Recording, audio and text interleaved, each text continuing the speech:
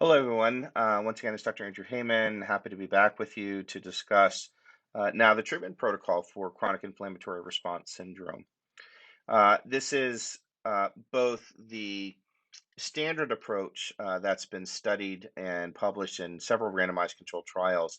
But what I've done here is augment at various stages or steps of therapy to demonstrate an integrative model where I think there are opportunities to augment therapy and to facilitate a better quality of life and faster resolution of the illness and symptoms. And again, to begin with, as a quick reminder, we go through the process of identifying patients through deriving our case definition, which means symptom questionnaire, laboratory evaluation, visual contrast study. And we go through the process of looking at their labs, looking at their neuroquant, looking at their transcriptomics to identify, when a patient is in this category. Here's the standard what we call biotoxin treatment, or colloquially the Shoemaker protocol. This is a well worked out series of steps, and it's published in detail on the survivingmold.com website. So if you go to the practitioner section, each practitioner that's certified has described these steps in detail. And it's relatively straightforward, but very pharmaceutical based. And I think at various steps along the way, there are opportunities to do either a more complete analysis and or a complete treatment. And so, with that being said, the main goal is to progress the patient away from the exposure, reduce their inflammatory process, correct the underlying metabolic features, and ultimately get them to the top of the pyramid, which is the VIP nasal spray. And I'll talk about that in detail in a little bit. Now, with that being said, here is sort of my version of the treatment protocol. And you might say, well, this doesn't look anything like what the prior pyramid explained. And the truth is, the pyramid is buried in these steps. So I don't skip steps. I do follow the process. I understand what each step should be. But I also find that there are ways to augment the process, facilitate better treatment, a deeper sort of cleansing of the patient in various ways. And so this is my approach to um, progressing my patients through the same series of steps and still ultimately ending with VIP. But I've given you additional recommendations to support the process overall. Again, I follow the steps. But with that being said, I think there are always opportunities to do even better with and for our patients. And we track my outcomes. We know that this works. We know my patients do well. This is something that we have studied quite a bit, and so this is the expanded version that I'll be covering today as my approach in the biotoxin treatment process. And if you'll notice, there are five buckets or categories that we go through. Foundations, exposure elimination, reduce inflammatory burden, metabolic balance, and resolution and repair. Each has its own flavor, each is important, and one builds on the next. Just like the treatment protocol overall builds one step on the other, so too does this process as well. What I've tried to do is better characterize, well, what are we doing in different phases of the treatment process? Why are we treating patients the way we are? And can we expand and support any one or all of those steps so that our patients do better and feel better and have an improved quality of life?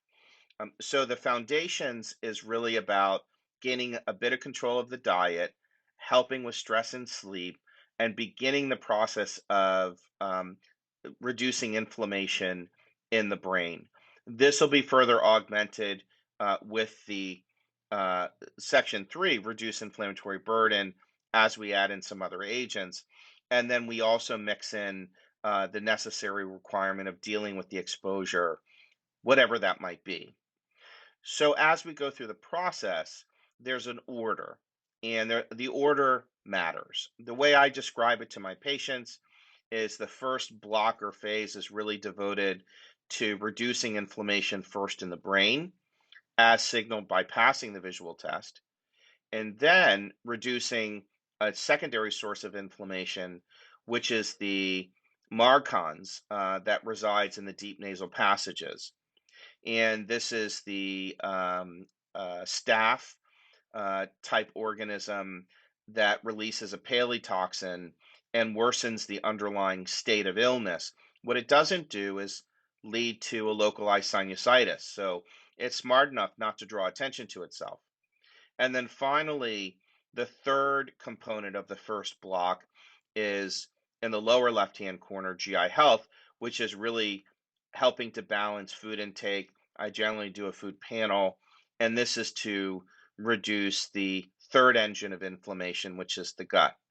Once we've achieved that, once the patient has passed their visual test, we've managed their marcons, we've dealt with their gut, their overall body levels of inflammation are, by definition, a lot lower. And then we can move on to more metabolic balancing. So we get into detoxification, hormonal administration, and even water balance. As a feature of moving through the process in this next stage.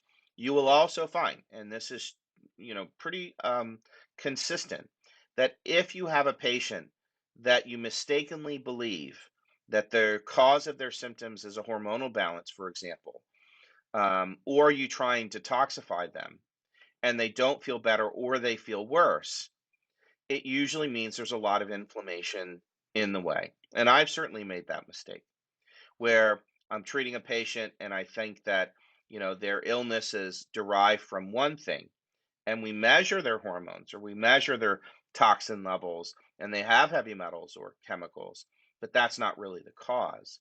It's just either a consequence or a secondary player. And you realize as you back up that these are CIRS patients. So you have to then retread, go back, and make sure that you go through this process of reducing the fire in the brain, reducing the fire in the respiratory tract, reducing the fire in the gut. Then you can detoxify them and balance their hormones, usually without a lot of difficulty because now their body is working better. And then finally, resolution and repair. So we go back to some of the early markers, we remeasure them, such as the MMP9, C3A, C4A, TGF beta 1, and make sure that they're resolving back into the normal range. If they're not, then they have some individual treatments that they can enjoy. And all of this is designed to get us to the final step of therapy, which is the VIP nasal spray, vasoactive intestinal peptide, which offers the cure to this illness. It ensures that the patient's genomics returns to normal. We can't start with VIP because it won't work if we haven't gone through the discipline and process of the other steps that predate it. This is a way of sort of moving your patient through the process. This is how I talk to them in terms of we're going to first reduce your inflammatory response. Then we're going to better balance your metabolism. And then finally, we're going to get into resolution and repair, which should lead to ultimate cure.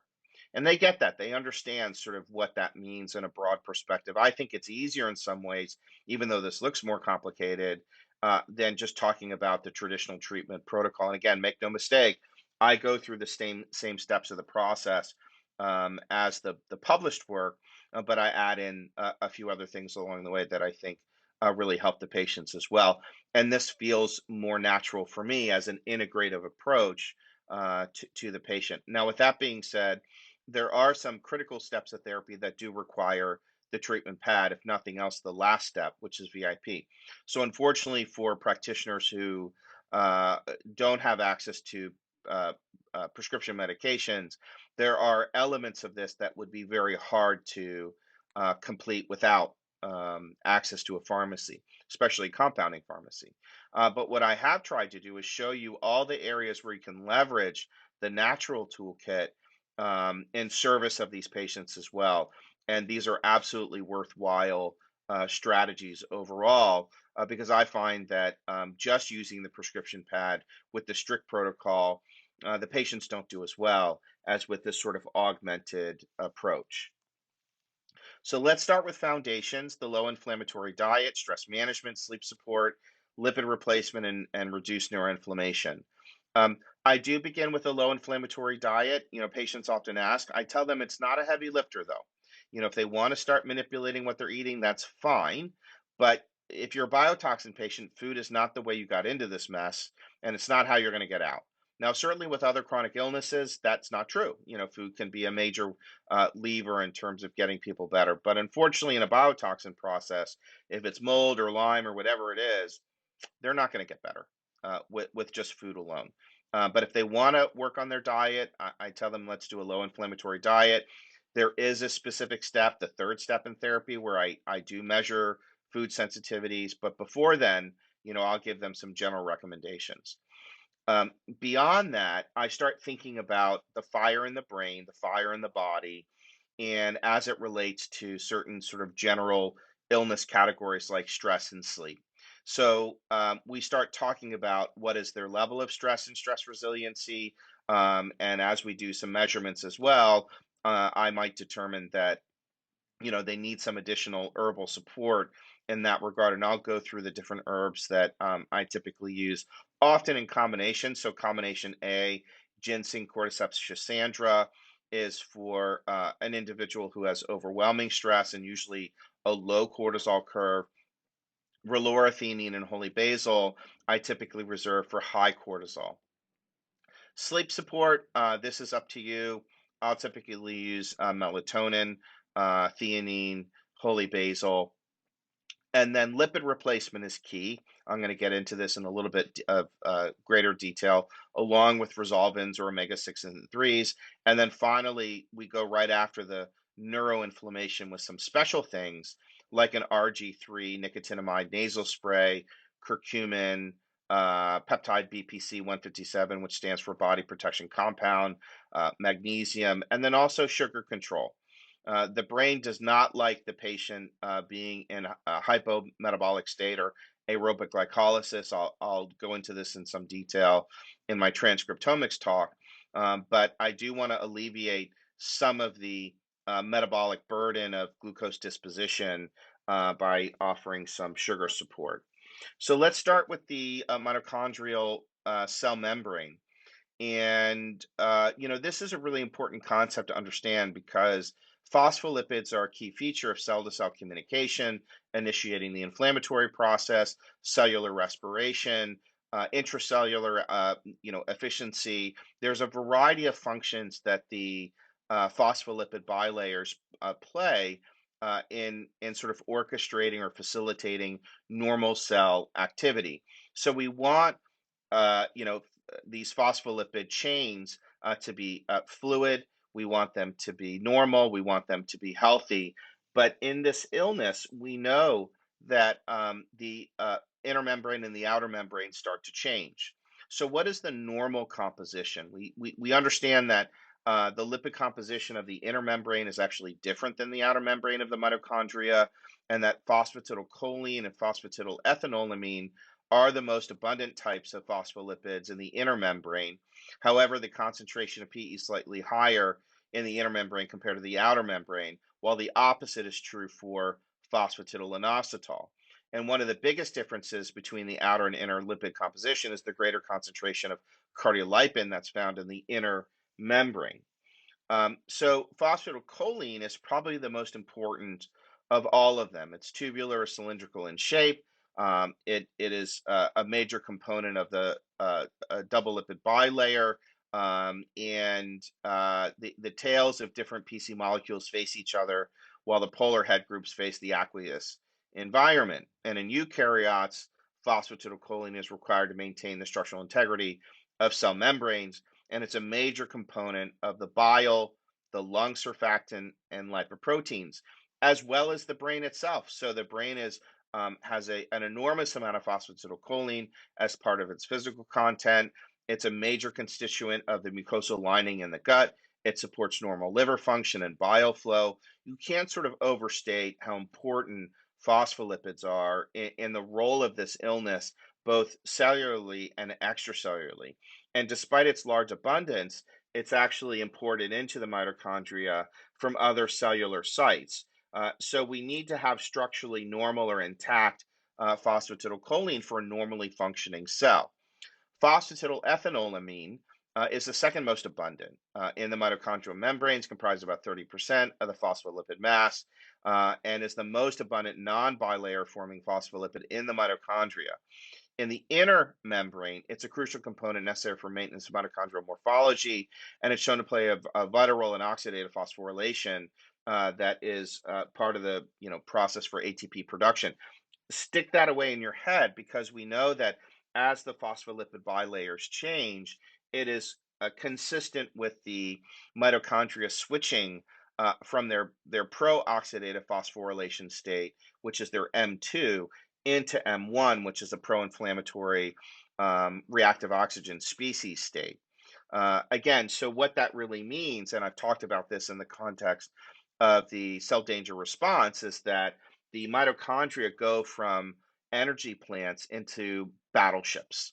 And one of the ways that this is achieved is by altering the structure of the phospholipids, and the mitochondria actually do this on purpose. So here's an electron microscopy of a normal outer mitochondrial membrane. We see the phospholipid bilayer, the aqueous portion, and the non-aqueous portion.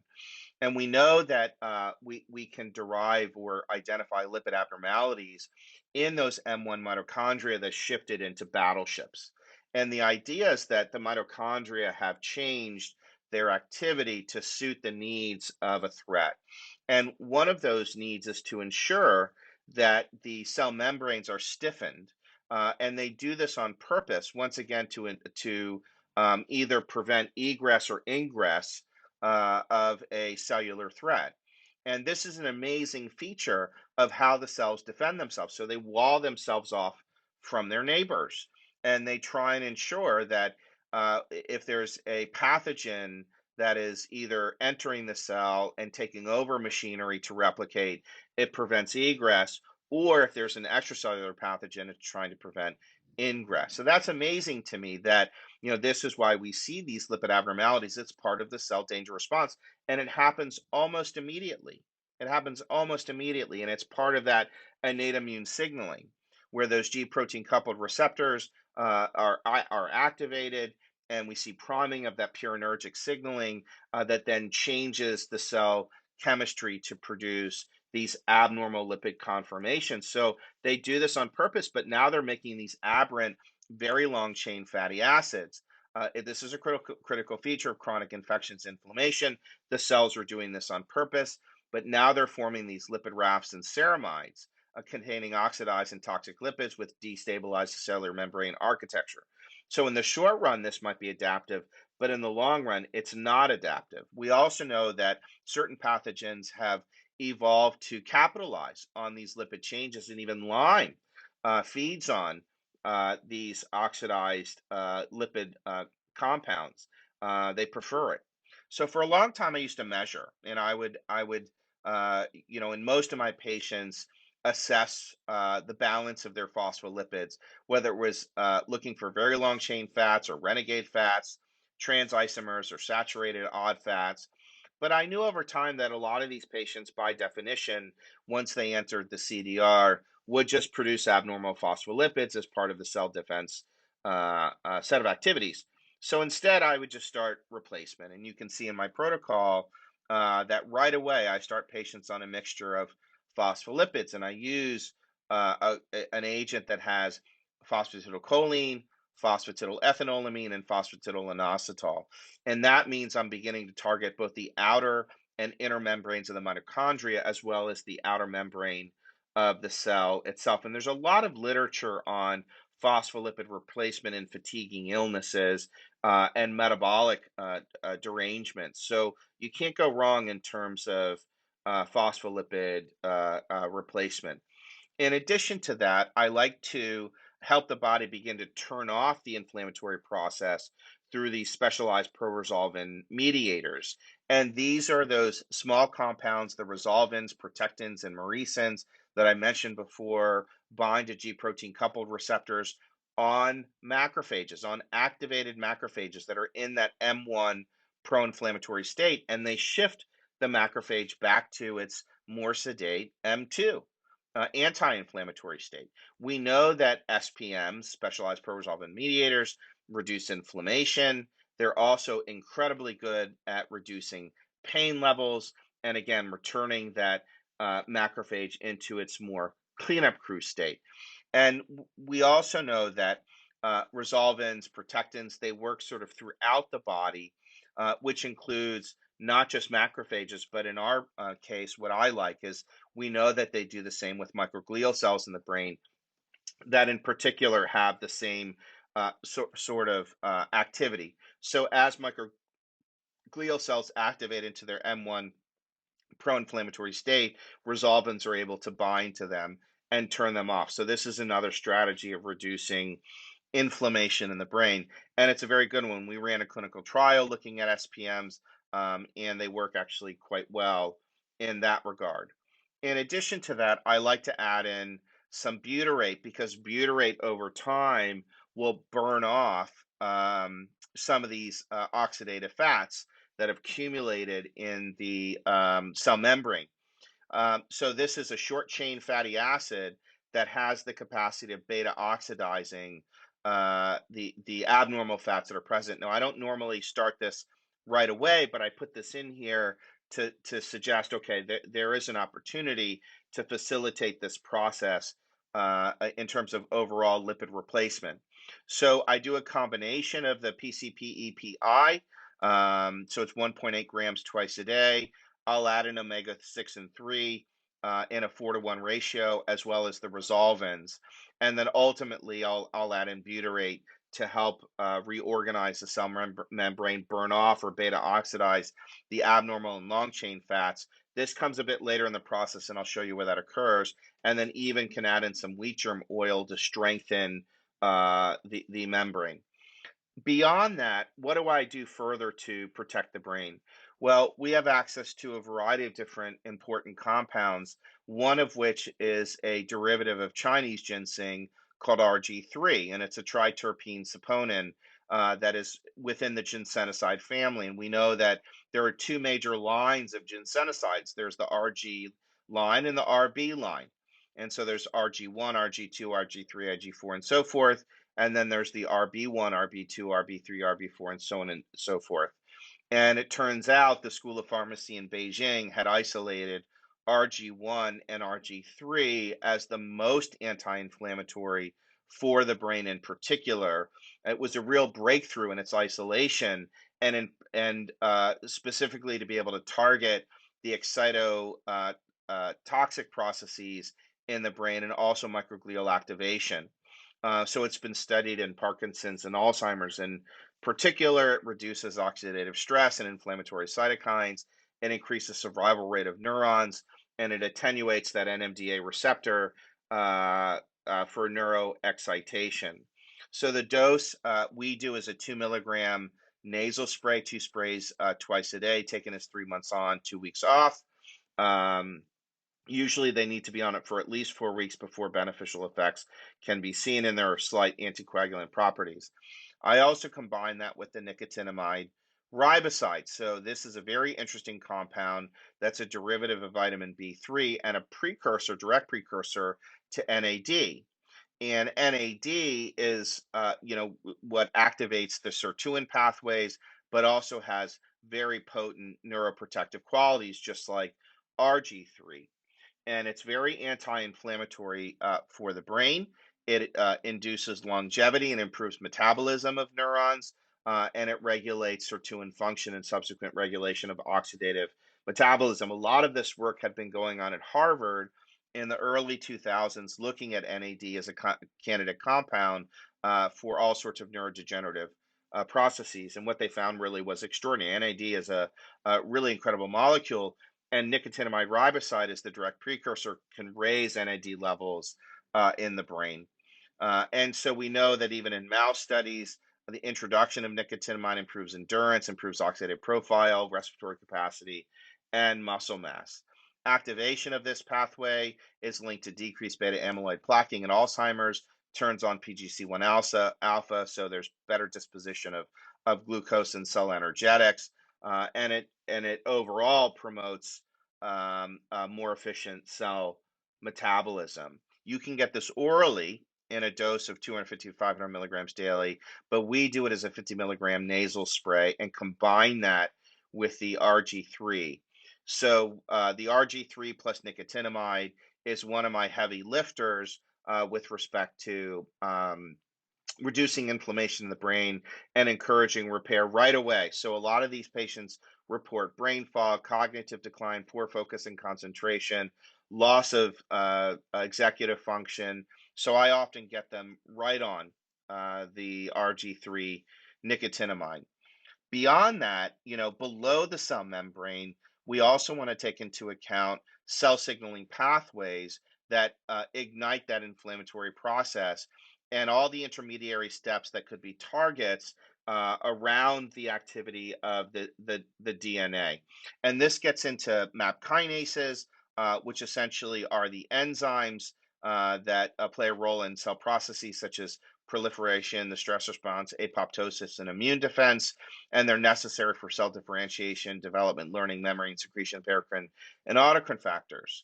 And what they do is basically they help phosphorylate different components of the cascade that starts at the outer cell membrane and ends up inside the nuclear envelope at the level of the DNA.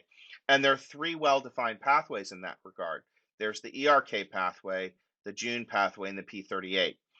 The signals that lead to MAPK activation are usually initiated on the cell surface, primarily by various membrane-bound receptors. So, in the context of the cell danger response, when we get a small electron depolarization, these are the pathways that ignite that ultimately alter DNA expression and turn the mitochondria from the energy plant into a battleship.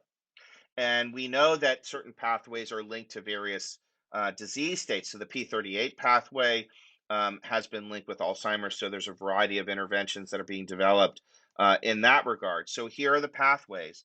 And some act as pro-inflammatory. So the first one, the RAS pathway or the ERK, and then the stress response pathways, the J&K and the P38 pathway. And, so this takes us to what are some of the natural compounds that, um, specifically alter or support these cell signaling pathways intracellularly. We know, so here's our friend, a ginsenoside RG1, very similar to RG3, that's been studied in the P38 pathway. This is why RG3 has been so interesting in an Alzheimer's population. In addition to that, here we have astaxanthin, which of course is the backbone for krill oil as a antioxidant. So we, have other targets in terms of, what might alter P38 signaling.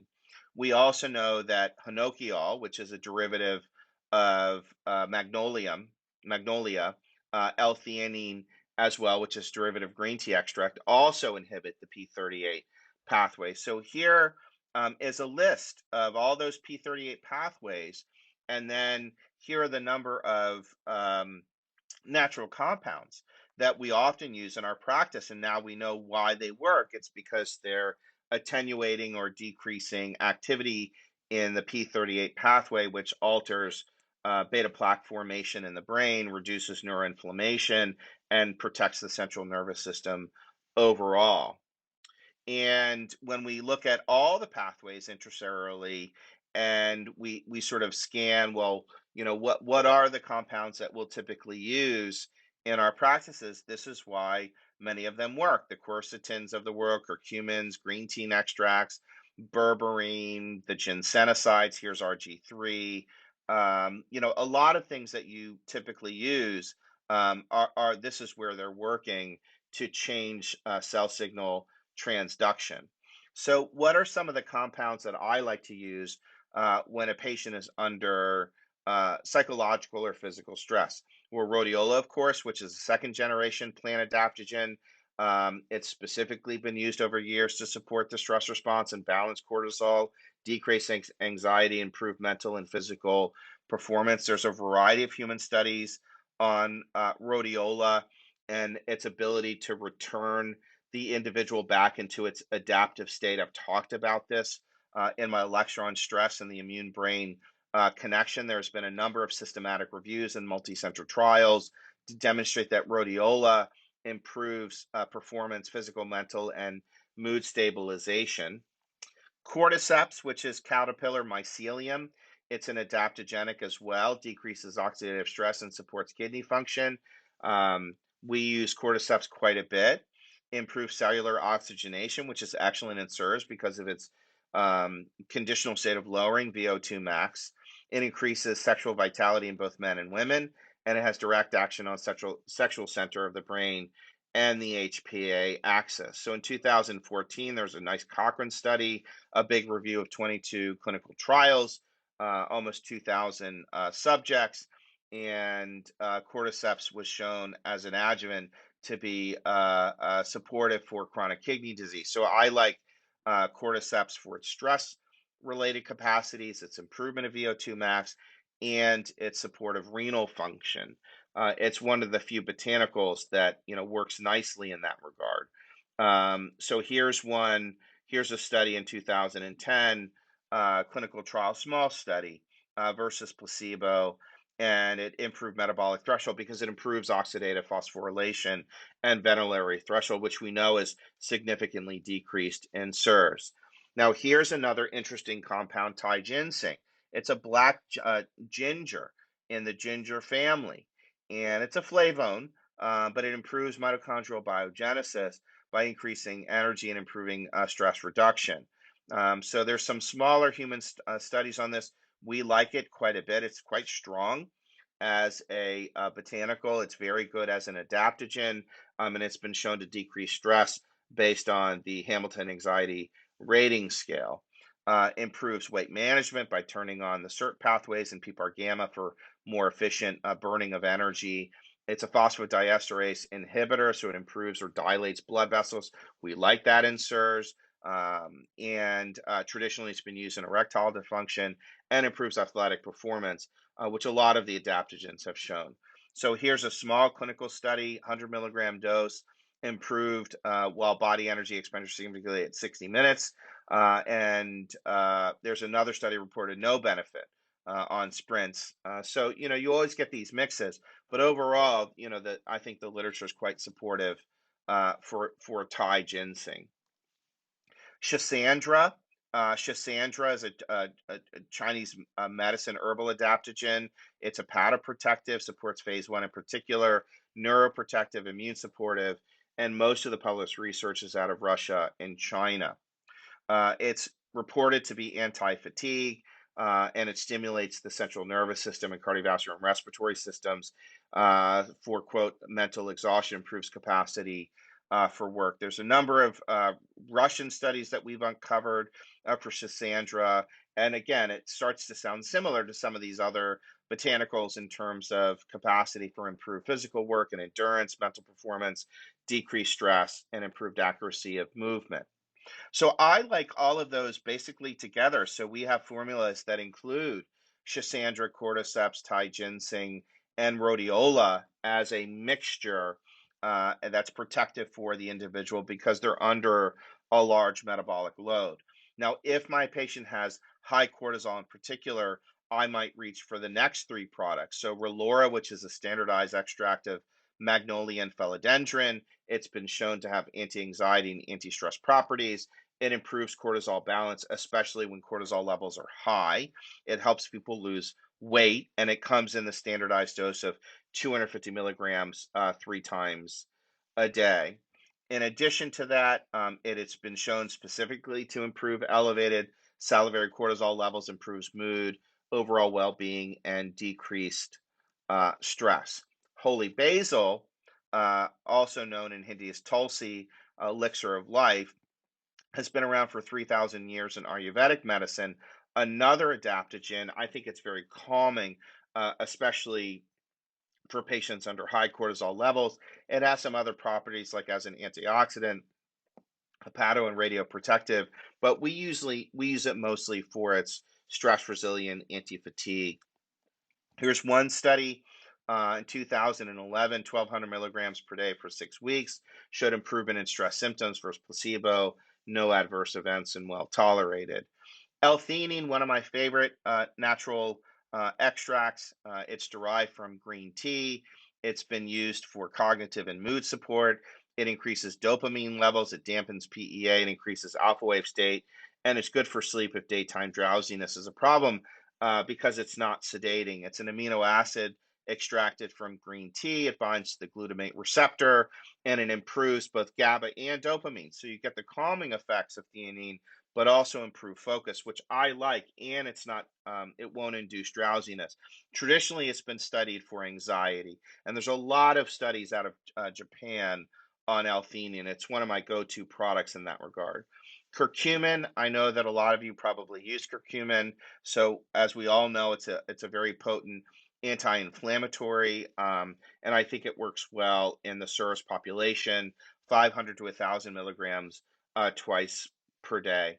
And then finally, body protection compound. This is a peptide that's derived from gastric juice, and it's a fragment, which is a sequence of a number of amino acids, and can be obtained by high pressure liquid chromatography purification. It's very stable. It can be dissolved in water and given orally. It also can be injected, either sub-Q, intramuscular, or intranasal. So in my patient population, I consider doing intranasal BPC 157, especially for the neuroinflammation and cognitive deficits. It's a wonderful combination with the RG3 nicotinamide. It's has significant anti-inflammatory properties. It's incredible for tissue healing and repair. I inject it into joints. I have my Crohn's patients swallow it. I also use it as a nasal spray for the brain. Um, it really is an incredible compound, and I like it again in combination with the RG3 nicotinamide. Here's a number of studies related to that. So those are some of my early strategies of getting patients going in terms of adaptogens and anti-inflammatories for the brain. But how do I really pull out the inflammatory compounds? Well, we need to give them a binder. And so we start with also biotoxin management, which will go on for several months. The goal is to have the patient pass the visual test. So they'll do serial visual tests every month until they pass. And there's a variety of different strategies that we can use for binder therapy and augmenting that process. So, what am I really talking about here? It turns out that in CIRS, the tissues produce uh, negatively charged lipid soluble compounds that are absorbed by the liver through the hepatic circulation and eventually saponified or dissolved in the bile. And then it's accumulated in the gallbladder and then squirted into the upper digestive tract. So, this notion that the inflammation is part of the enterohepatic circulation is a key understanding in CIRS, that the inflammatory compounds are about 1.4 angstroms in size. They traffic through the liver and the gallbladder. They end up in the gut, and either they're disposed of in the stool or they're reabsorbed and remixed, as we say. So we want to give patients something that disrupts that reabsorption by offering some activity around bile acid sequestrants. We don't have a lot of choices there. And I see practitioners make the mistake of recommending charcoal, clay, chlorella, zeolite. None of those are bile acid sequestrants. None of those really stop enterohepatic recirculation of the inflammatory compounds. Many of them are not charged properly. Many of them don't have the right conformation or size receptor sites. We really only have a few agents that work in this regard. So one of them as a classic is cholestyramine, which is a binder. It's like glue, and it has these long polystyrene side chains. And it's amazing because these side chains have receptors that are positively charged, and they're 1.4 angstroms in size. And the shape and size of that positive charge is perfect for the net negative charge found in parts of biotoxins, which are also 1.4 angstroms in size. So we have a positive, negative, the right size and conformation, and the cholestyramine has a lot of these in the polystyrene side chain. And we know that when you introduce these bile acid sequestrants, they soak up these inflammatory compounds. Now, given the fact that we're always asking what's natural, that might also work. In the literature, the two vegetables and natural compounds that have been shown to have some bile acid sequestration properties is okra and beets. And here's the study that demonstrates against cholestyramine that between okra and beets plus adding in some fiber, you can get about 30 or 40% the binding capacity of cholestyramine. So we do have an okra beet product. It's a single powder, and I have patients take it 3 times a day in their capacity if they're very sensitive and they can't start with the big dose of cholestyramine. With that being said, my main bile acid sequestrant sits between the two, and that's Welchol. Welchol is a tablet version of cholestyramine. It doesn't have as many polystyrene side chains as cholestyramine, but it's stronger than okra and beets. These are 625 milligram tablets. I'll typically do 2 tablets 3 times a day of Welchol or Colsevalam, which is the generic version. So you really have 3 options. You can do okra beets, you can do Welchol, or you can do cholestyramine. I also want to support bile flow. And the way I do that is I offer a product that has artichoke and dandelion, some glycine and taurine for phase two, and some additional phosphatidylcholine as well. So once we get the patient going and they've evaluated their home or they've treated their Lyme and we've started the process of giving, anti-inflammatories for the brain as well as a binder such as Welchol, for example, or cholestyramine or okra beads, what I'm looking for is for them to pass their visual test. When they pass their visual test, then I have them swab their nose for Marcons. And if it's present, we give a 0.1% EDTA nasal spray, and that's 2 sprays per nostril twice a day. It's in the protocol. We have found over time that in the past we had given a combination agent of Bactroban, EDTA, and gentamicin beg spray. That stopped working, and it was because of resistance patterns that began to accumulate. So we stopped that and in favor of just EDTA, but it takes about 6 months or longer for EDTA to fully dissolve the biofilm and allow the immune system to get rid of Marcons. Um, in addition to that, uh, one thing is that you can keep the patients going. So once you get them on the EDTA nasal spray, I go right into a couple other things. I say, okay, you've passed your visual test, you have Marcons, you're going to start you on EDTA. I'm going to add a few other things to begin to cleanse out whatever microbes might still be present in the gut. So I like to do a combination of berberine, cat's claw, and grapefruit seed extract, which all have very nice antimicrobial properties. So I say we're going to go after, these residual bugs that, might be causing issues. And this is in prep for doing a food panel and making sure that we, look at foods that also might be triggering inflammation in the digestive tract. So I do this bridging therapy, passing the visual test, treating the nose, and adding in a mixture of some light antimicrobials. I'll do this for about 2 months um, to kind of do this clean out while we're waiting for their food panel to come back. And we know berberine, for example, has a wide variety of antibacterial and antifungal properties. It's useful in gut microbiome imbalances. It helps to seal up the tight junctions in the gut and reduce inflammatory compounds. It inhibits candida and it inhibits SAP, which is a marker of yeast conversion. Cat's claw has been around for a long time out of South America. I've used it for years as an antimicrobial and anti-inflammatory for the gut. It's very soothing for the digestive tract. It's great for candida. It's great for other microbes like bacteria and viruses. It protects the gut epithelial lining from lipopolysaccharides. It's really just a great product. Here's also where I would add in the butyrate. So remember when I said we do lipid replacement, and of course, butyrate is a short chain fat, but this is where I add in the butyrate. Why? For 2 reasons. If I'm going after the gut, butyrate is a precursor in food really for epithelial cells in the gut lining. That's number one. Number two, by this time, as we've gone through the process of reducing inflammation and passing the visual test, then we've done targeting Marcons and some other microbes. Now we have a food panel back, and we're looking at foods as the third category of inflammation. And I'm really going after the gut proper. Then I'll add the butyrate because their bodies are now ready. If you start butyrate too soon and you try and burn off the abnormal lipids, they'll feel pretty junky.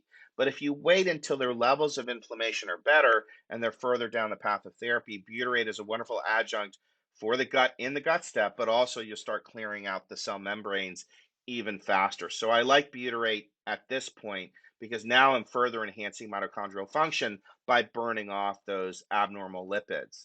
In addition to that, don't forget that if there are signs or symptoms of allergies or excess histamine production, I use diamine oxidase, and I use a very high amount of diamine oxidase, which is the enzyme that breaks down histamine issues. This is, one of the reasons why people might have food sensitivities, but we know that there's can be excess histamine production in the CIRS population, and I'll show you why in a little bit.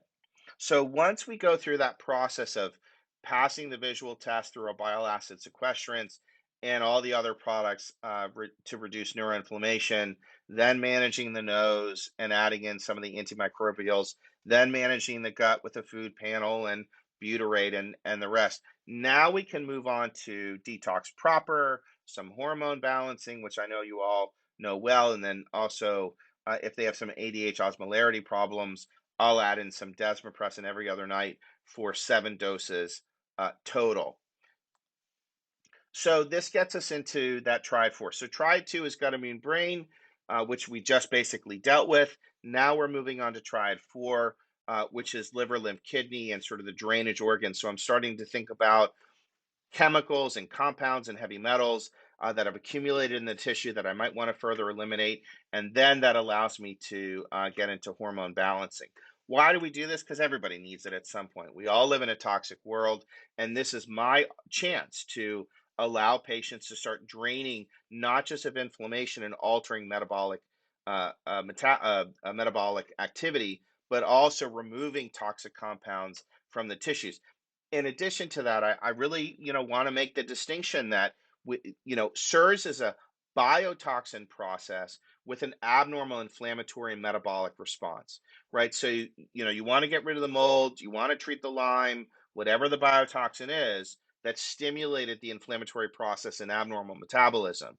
What we're not doing is, quote, detoxifying patients. So detox, which yes is a step in therapy, but it's not the main step. I mean, I'm doing this because I think, I have my hands on a patient and I want to start draining them of toxins, but this is not an illness of detox. This is not a process of, quote, removing toxins from the tissues. There's a step that we go through, and this is the step in that regard. Now, these toxins can accumulate, and they interrupt substrates and enzyme systems. They're chemicals, they're heavy metals, their exposures are additive. Most of them are fat soluble. This is why, from the very beginning, I like doing phospholipid replacement because it's a very gentle way of starting the process of detox. So if a patient sort of insists that I, quote, detox them from the beginning, I say, I'm already doing it. I'm already doing phospholipid therapy, which is a wonderful way of getting rid of these toxins that are accumulating in the lipid components and the cell membranes. And we know by virtue of their presence, we're pushing the body into an oxidative stress state, and that there's this enormous burden of toxic heavy metals, for example, that accumulates in all organs. And so to that end, I think it's always worthwhile sort of thinking about going down this path of therapy because they're incredibly harmful to the body. They denature enzymes, they displace minerals in cells and tissues, they interfere with the cell membrane, they produce free radicals and oxidative stress markers, they induce inflammation and mitochondrial damage and DNA damage. We know that there are certain risk factors associated with various toxic compounds. So organophosphates in particular have been shown to be a direct risk for diabetes and insulin resistance because of the way they bind to the insulin receptor. We also know that as people lose weight, and we're unmasking their toxic burden, we release this into the tissues through weight loss. And so when I have patients on a weight loss program, I usually want to really directly protect their liver and their kidneys. How do I know that they're ready to detoxify? Well, I track their urine pH, because urine pH has been linked with accumulation of visceral fat, insulin resistance, glyoxal accumulation, hypertension, oxidative stress, and upregulation of the renin-angiotensin system. So basically, urine pH is a nice marker of, is the person ready to detoxify? I like patients, 6.3 or above, which means that their enzyme systems are starting to work more efficiently and they can release toxins without a problem. So we want to alkalinize our patients and make sure that they get up into that 6.3 or above range. How do we do that? Well, I like to give minerals, and minerals really are what alkalinize patients. It supports the kidneys in particular to release toxins efficiently. And so by alkalinizing the body, we know the kidneys work better, there's better lymphatic flow. And this is a main strategy that we use in our triad for sort of focused patients.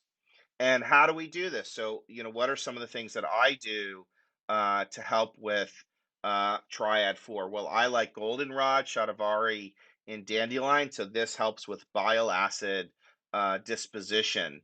And I'll often combine with alpha lipoic acid if they have direct kidney problems. And if the liver needs attention, I'll add phase 2.5, which is the product uh, with goldenrod, shatavari, and dandelion. So goldenrod is been shown traditionally in German Commission E monographs to be supportive for the kidney and bladder. It has a diuretic effect. It's an antioxidant and antibacterial. Shatavari is traditional Ayurvedic botanical. It's been shown to have nice immune modulation properties. It's kidney protective, anti-inflammatory, and an antioxidant. And dandelion is a choleretic in particular, so it's very good for bile flow. And we're trying to support that in these patients because we have to get these inflammatory compounds out of the body. I'll also add some natural compounds to help remove heavy metals and act as an intestinal binder. So that's where charcoal, alginate, clay, chlorella all work together to bind up these toxic compounds in the gut.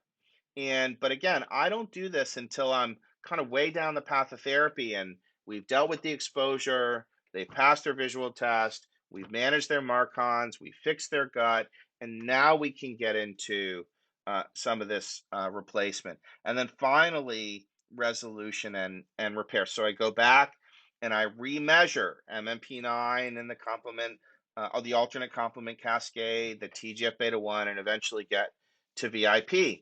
So, how do I reduce inflammation if MMP9 is high? Well, I love Boswellia, which is the traditional frankincense out of Ayurvedic medicine. It blocks 5-LOX and COX and lowers MMP9 in particular. It's a wonderful product in that regard. And there's all sorts of human literature that Boswellia, 400 milligrams 3 times a day, is a wonderful anti-inflammatory. I use Boswellia quite a bit. So if the MMP9 is still high, if it's above 332, at that point, after I've done everything else, I'll add in some Boswellia.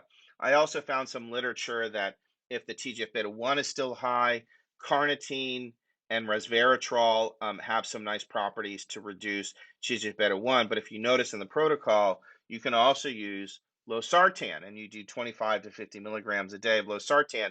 When you take losartan orally, the liver converts it into a compound that blocks TGF beta 1. And recall, TGF beta 1 is an inflammatory compound produced by Th17 cells. So if that one is still elevated, you can do losartan or you can do carnitine and resveratrol. All of this then is designed to get us to the VIP nasal spray. So why are we doing this? Well, on a certain level, on a measurable level, we're trying to get the patient to, quote, meet criteria for VIP, which means They don't have any more exposure. They're passing their visual test. You've managed their MARCONs, and all the other metabolic markers that I just covered have essentially normalized. But why are we doing this? Well, it turns out that even when you've done all that, you fix their diet, you balance their hormones, you've detoxified them, the fire in their brain is gone, they're feeling a lot better, they're still not done. There's still an irreducible nugget of patterns of gene expression that underlie the illness that will not go away unless you do this very special VIP nasal spray. There's just no way around it. It is unfortunately our only arrow in the quiver when it comes to fully and finally getting patients back to normal. I wish we had other treatments. I really do.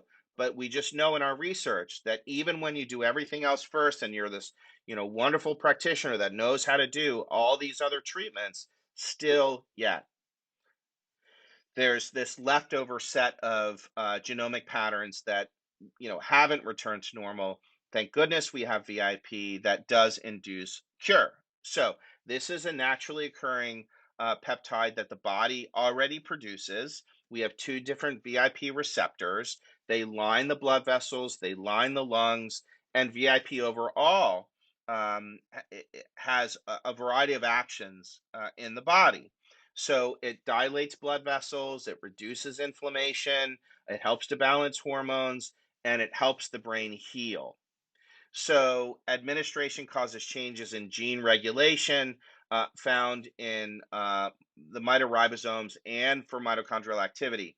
And we know that in the presence of these microbial toxins that cleave or modify ribosomal RNA that are conserved in the sarsen-ricin loop in the functional ribosome, rendering the ribosome useless, it's known that VIP helps repair that. So, what does all that mean? In the presence of a biotoxin, the way it interferes with the body is that it alters the sarsen-ricin loop, which is the connection between ribosomes. Recall, ribosomes are what make proteins. It's the complex that when the mRNA is strung together, it's run through these ribosomal complexes. Well, biotoxins interfere with the attachment point, the sarsen-ricin loop between ribosomes, and that initiates the cascade of events of illness. And so VIP helps to correct that injury to the ribosome, and it corrects the genes that relate to that illness as well. So without VIP, antidiuretic hormone and MSH, be hard to correct those with CIRS. Low VIP causes the enzyme that converts hormones to female. So basically, low VIP leads to elevated aromatase. So this is why patients tend to have low testosterone and a high estradiol because it um, upregulates the aromatase enzyme. So we start with a lower concentration of VIP spray. We build the patient up to 8 sprays a day, and then we go to a higher concentration. We build the patient up to 12 sprays a day, and we keep them there for 6 months. So they're on VIP for 7 to 8 months total, if not longer, because we know that we got to get them to the 12 sprays a day at the 500 microgram dose for 6 months for them to really recover and turn the genes back to normal. We routinely check some of these other markers to make sure that they're not backtracking. I have them do at least the visual test routinely, and we track a fasting lipase every 4 to 6 weeks to make sure that there's no pancreatic issues. Um, and so what I've done is I've given you my regimen. This is what I hand to my patients in terms of how we do VIP. And so I wanted you to see exactly how we build patients up. So this is the starting regimen of VIP 50 micrograms. They build to 8 sprays a day over 16 days. Then they go to the higher concentration of the 500 micrograms. They follow the same protocol, but they go to 12 sprays a day instead of just 8 sprays a day. Once they're on 12 sprays a day, that we leave them there for about 6 months. And so, why are we doing this? We're doing this because we know that, again, there are sort of three big buckets to this illness. There's the stimulus or the biotoxin that triggers this immune response. And that immune response over time not only causes misery and symptoms and alters metabolism, but those very same immune markers begin to influence and alter gene expression because they act as transcription factors. So, this notion of transcriptomics, or this idea that we can measure gene expression, is available to us now because we are able to measure mRNA. So this is the type of research that we do, and we look at patterns of gene expression, which genes are on and which are off, which are overexpressed or underexpressed in this illness. And it turns out that there are hallmarks. There are hallmark findings where there are genes basically all located in the mitochondria that begin to change in their pattern of gene expression that drive the illness process. So we have an exposure that stimulates an inflammatory process, and that inflammatory process over time alters gene expression. So from a treatment perspective, we want to remove the exposure, turn off the inflammation, but you're still left with genes that are misbehaving. And I'll show you our data in that regard. So this is why we need VIP, because it turns out that it's able to restore normal gene expression. We're not really sure how it does it.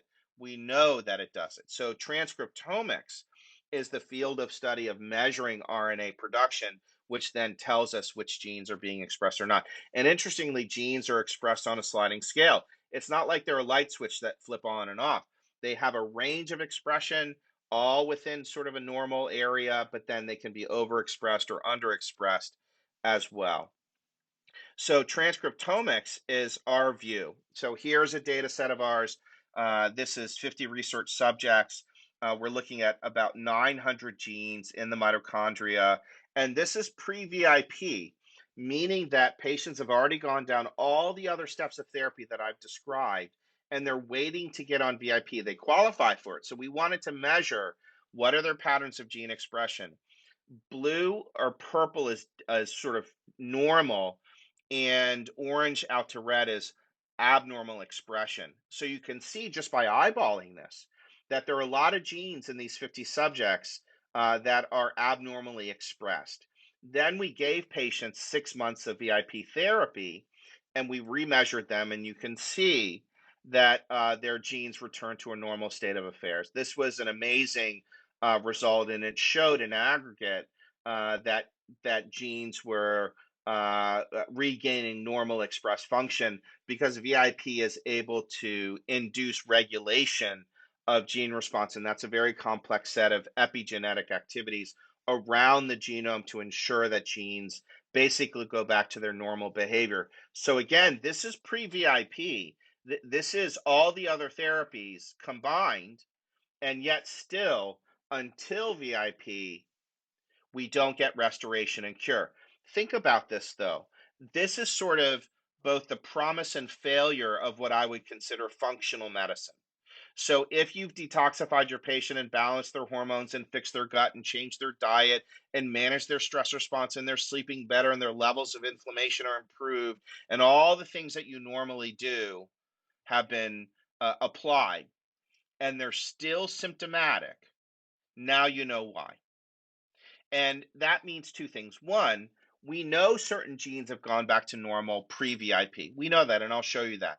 But also, it means there's a irreducible nugget of genes that have not until we give VIP.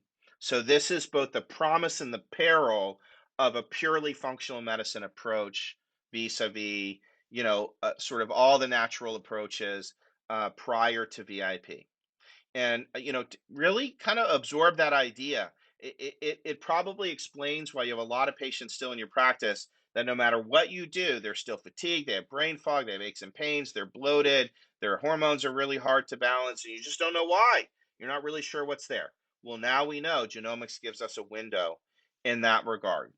So again, make sure you understand how to develop a case definition for these patients. Understand what the standard approach is. You can get this off the Surviving Mold website, but also absorb my treatment approach, which is sort of the more integrative model, but still takes into account all the normal steps of therapy. I start again with low inflammatory diet, stress management, sleep, some lipid replacement, reducing the fire in the brain.